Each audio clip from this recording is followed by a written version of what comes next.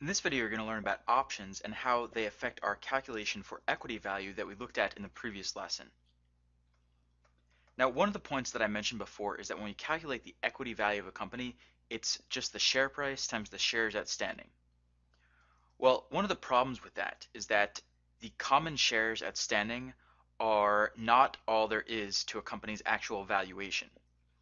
What I mean by that is that there are many types of investors in a company, and you can buy shares in the company, but you might also supply the company with debt, you might supply the company with other assets, you might invest in a different type of security. And so when we value a company like this, we need to look at all the company's sources of capital and all the different types of investments that investors have actually made in the company, as opposed to just looking at the common or basic shares outstanding. Now, one of the most common ways to invest in a company besides common shares outstanding is to buy options in the company, which is what you see right over here where I have options calculations. Now, the way I like to think of options is that it's sort of like you're making a bet with a friend who is selling a house or a car or some kind of other possession like that. So one way to think about options would be the following. Let's say your friend is selling his car and he thinks that it's worth $10,000, or that when he sells it, he's going to be able to get $10,000 for it.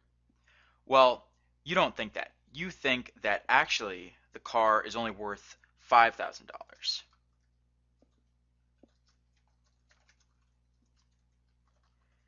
And so what you want to do in this scenario is say to your friend, hey, I will give you a month to sell it, and if you can actually get that much for it, or if you can get more than what I'm offering, go ahead and do it. Otherwise, if it's the end of the month and you really need to sell it for whatever reason, you're moving or you're buying something else, then you know what? Why don't you just sell it to me for $5,000? So if you have a scenario like this, what that really means is that you have the option to buy the car not for the 10,000 that your friend thinks it's worth, but rather for the 5,000 that you have purchased the rights to buy it for, or that you're betting your friend you will be able to buy it for. And for a company, an option works the same way as the scenario that we went through here. So an investor in Apple might say, well, that's fine, but I think their share price is going to go way over $200. In fact, I think it's going to go up to $300. So what I would like is I would like the option to buy shares of Apple at $200 rather than however much it's going to be in the future. That way I can get them at the lower price. I can lock that price in and get a huge profit later on. So an option allows an investor to purchase shares at a different price. So if the company's share price is $200, then maybe you might have an option to buy it for $100, or if the company's price in the future is going to go even higher and it's at 200 right now, but you think it's going to go to 300, then maybe at some point you will buy options to get it for $200 instead. And the reason this scenario is interesting, and the reason why we have to take it into account in valuation of a company like this, is because when we have this scenario where an investor has the right to purchase options in a company, has the right to purchase shares in a company at a different price in the future, what that means is that we're going to have new shares getting created.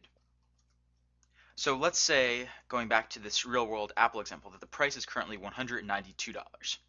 And then at some point in the future, an investor buys an option for $200 that lets him buy shares of Apple at $200. Then Apple's share price goes to $250. Well, if the investor is rational and smart, then he's going to exercise this option and he's going to buy shares of Apple for $200. So what does that actually mean? Well, it means that we now have new shares of Apple because this investor has just purchased them. So we have these new shares getting created, and in addition to that, the company is also getting cash. So we really have two things going on whenever we have options like this. We have the new shares getting created, and then we also have the company getting cash because you're paying the company to purchase those shares. Even though it's not at the listed share price, they're still getting some amount of money from you. So that's why we have to take into account options in this type of valuation. Going back to this analogy, it's the same thing here. Let's say that you get to actually purchase this car for only $5,000. Well, what happens then is that effectively you're getting the car, but then your friend can take that money and he can go off and buy a new car or buy another asset or something like that. So it's the same thing. In that case, effectively a new car would be getting created because now you have it. And then also your friend would be getting the cash from you, and he could go and use that to buy something else, or maybe to even buy back the car from you at some point in the future. And so that is how conceptually options work. They're just giving an investor the right to purchase shares at a price that's different from the current share price on the market. So some price that's different from this 192 number that we see right here.